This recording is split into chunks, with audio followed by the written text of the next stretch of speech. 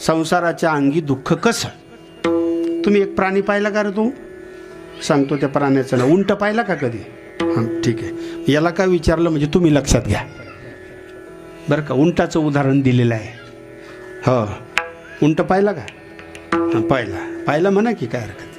हां बघितलं ना मग. पण आता काय बघितलं नाही ते तुम्हाला मी सांगतो. उंटामध्ये काय बघितलं नाही ते तुम्हाला मी सांगतो. म्हणजे साधू संतांनी सांगितलेलं आहे. लक्षात घ्या सगळेजण. उंटाचा वरून फोटो काढा. उंटाचा वरून फोटो सरळ आहे का? नाही. शाबास. उगाच तुला इकडं बसवलं. वरून फोटो काढा. सरळ निघणार आहे का? नाही ना. का नाही निघणार? त्याची पाठ सरळ आहे का?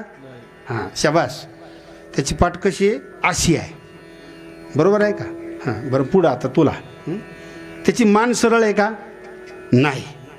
बरं इकडे त्याचं पोट आहे का लाईनीत नीट?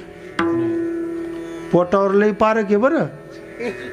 तुम्ही काय ते पोट कमी करण्यासाठी लाखो रुपये लोक घालवतात. आता 40च्या पुढं पोट कसं कमी होईल?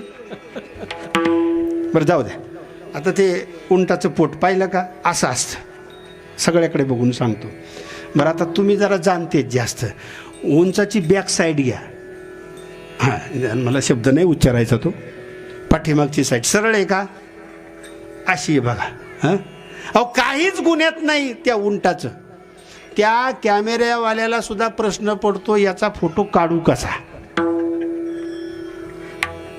बरं हे काय मी सांगतोय ते खोटं आहे का? तुम्ही पाहिलंय ना. सरळ असं त्या उंटाचं काहीच नाही.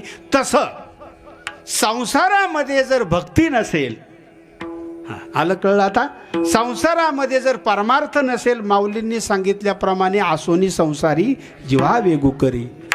भक्ती नसेल, नामस्मरण नसेल, कीर्तन नसेल, वारी नसेल, तर तो संसार त्या उंटाच्या अंगाप्रमाणे, जसा उंट सगळीकडून बेडब आहे तसा संसार सगळीकडून बेडब आहे.